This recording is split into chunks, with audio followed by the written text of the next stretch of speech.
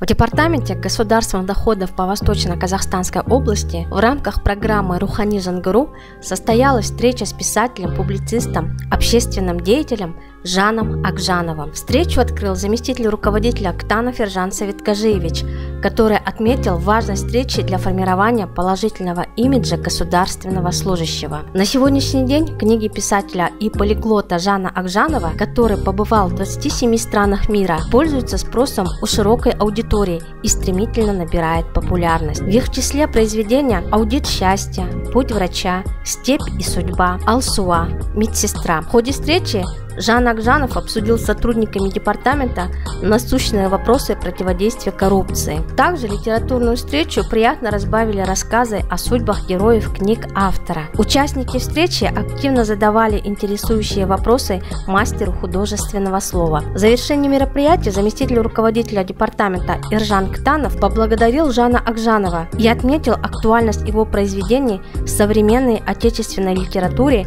и в построении позитивного имиджа сотрудников органов государственных доходов. Вместе с тем, отличившиеся участники встречи были награждены благодарственными письмами. На память о встрече остались добрые впечатления и новые книги с автографом публициста.